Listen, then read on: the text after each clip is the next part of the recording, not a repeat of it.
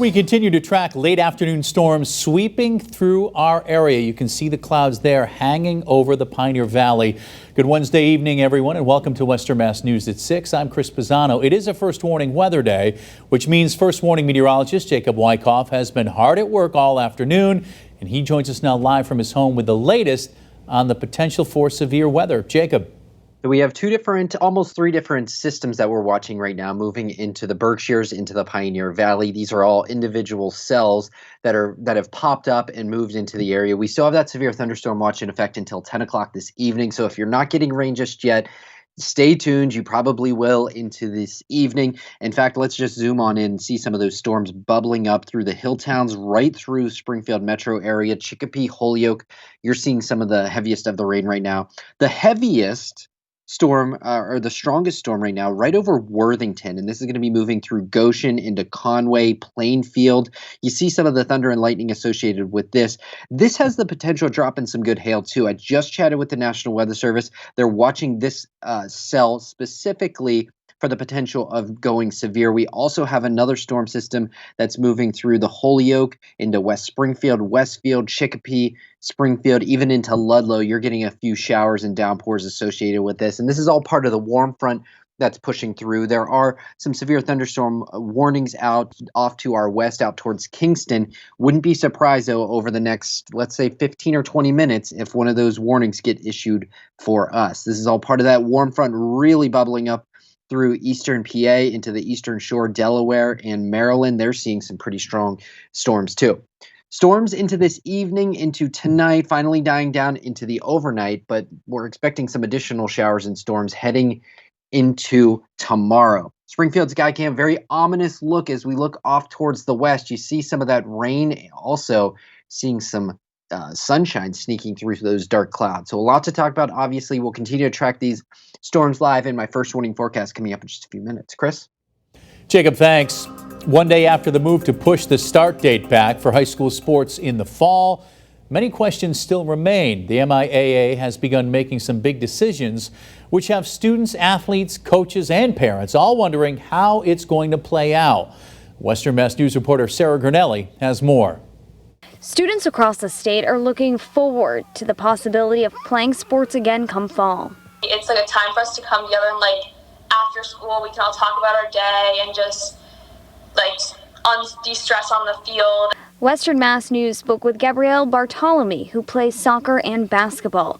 She says her soccer team has been holding captain's practices until Tuesday. We had been holding captain's practices in small groups and distance, so we were all on the field. We were spread out so that no one was in contact. But with the new news as the other day that they might be pushing it back to the 14th, we've decided to hold off on captain's practices. On Tuesday, the Massachusetts Interscholastic Athletic Association board voted to push back the start of fall sports to September 14th. We spoke with the director of communications for the MIAA, who says they're waiting for the state to decide which sports will be allowed. Conversation about what athletics, what sports could participate or could take place in the fall is very much alive and ongoing. Depending on the recommendations from the Department of Elementary and Secondary Education and the state, Tara Bennett says the MIAA will look into if sports teams will be able to travel state to state. Just like traveling is with the school openings. And so, again, the bus transportation and what does that look like and how can we keep our student athletes and our coaches and the administrators at the games and spectators all safe. Bennett says the MIAA and the state has the challenging task of figuring out what is safest for athletes. It could be anything. It could be there's no out-of-state travel. It could be you're only participating within your league. So there's just a lot of conversation and a lot of what scenarios that are being discussed. That was Sarah Granelli reporting. The MIAA will release further guidance once the state does, and that's expected at some point in August. Now here's a look at today's numbers of COVID-19 cases. The state reports 192 new cases today for a total of 107,413. There were also 18 more deaths today. The statewide death toll now stands at 8,249. Governor Charlie Baker signing an extension on the eviction moratorium that has helped those struggling to pay rent in the pandemic. Those protections were set to expire in August, but now non-essential evictions will be frozen until October. Those include non-payment of rent and other types of non-emergency filings. And we've been working on a story about the eviction freeze, and now a group of local advocates says more needs to be done to protect people once the fall comes. Western Mass News reporter Audrey Russo has more. In the heat of summer, the freeze on non-essential evictions is going to last a little bit longer. 60 days as Governor Charlie Baker signed an extension this week, helping Massachusetts families struggling to stay afloat in the COVID-19 pandemic. But come October 18th, local eviction advocates fear the thawing of the moratorium could create a flood of people getting kicked out of their homes. We do know that unemployment is skyrocketing and that wave of evictions could actually be higher come October. Rose Webster Smith is the program coordinator for Springfield No One Leaves, a local organization that helps those on the brink of foreclosure and eviction. Her group is pushing for lawmakers to sign HD 5166, legislation that will extend protections after the moratorium expires in the fall. Tenants that have been directly or indirectly affected by COVID-19 will not be evicted for non-payment of rent. However, they still are responsible for the rent payments. This does not cancel rent.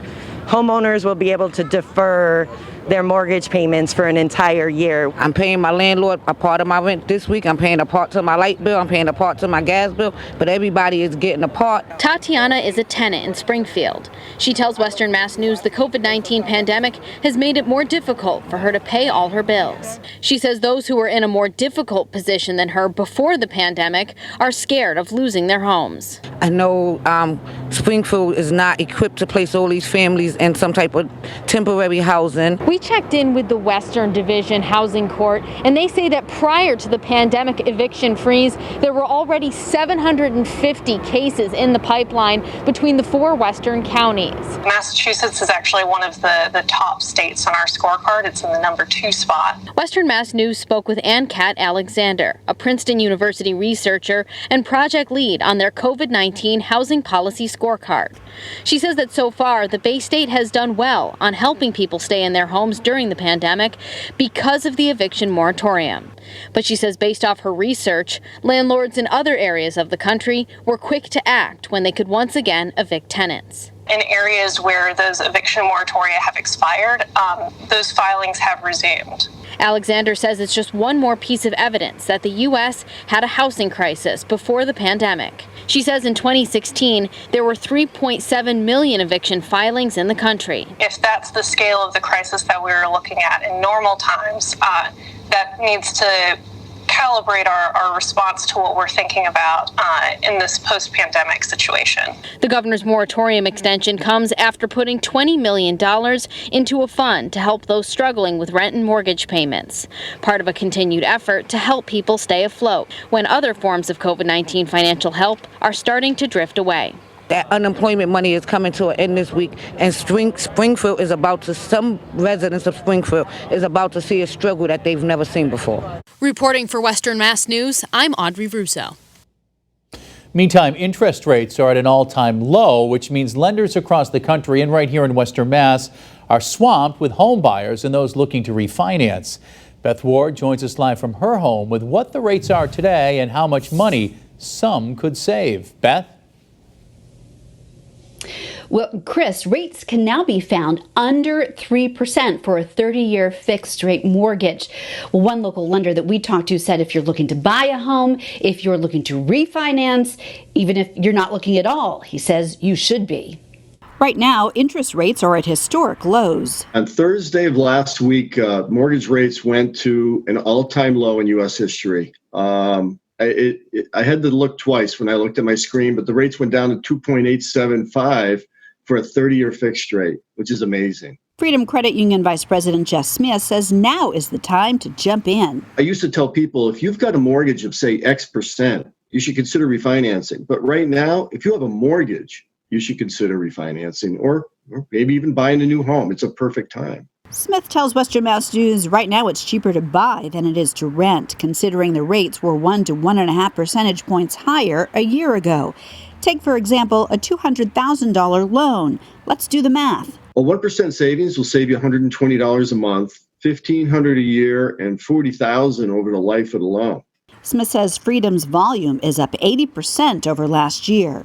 We've had to create efficiencies within the department to make it easier for people to apply. So everything is paperless now. You can apply online, you can apply over the phone.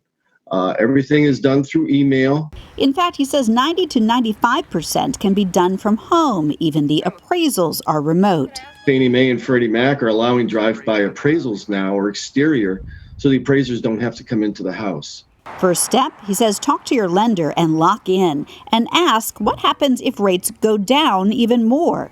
If the rates even go lower, many institutions will lower the rate through the process for you. But ask up front. He says 50% of lenders do, 50% don't. And what if your credit has taken a bit of a hit, especially during the pandemic? Financial situations, if they're situational, can certainly, we take that into account.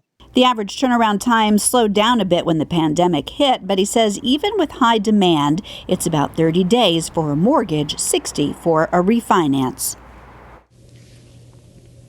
Now, Smith says industry giants like Freddie Mac and Sallie Mae do predict that rates will remain low, at least for the rest of the year. But without a crystal ball, they said if you're interested, it's best to act sooner than later. Reporting live from home, Beth Ward, Western Mass News. Back to you. All right, Beth, thank you for that live report. How local food banks are adapting to ever-growing needs during the pandemic. That's next. Plus, a local mom searching for the last memories of her departed son. We'll tell you how you might be able to help coming up.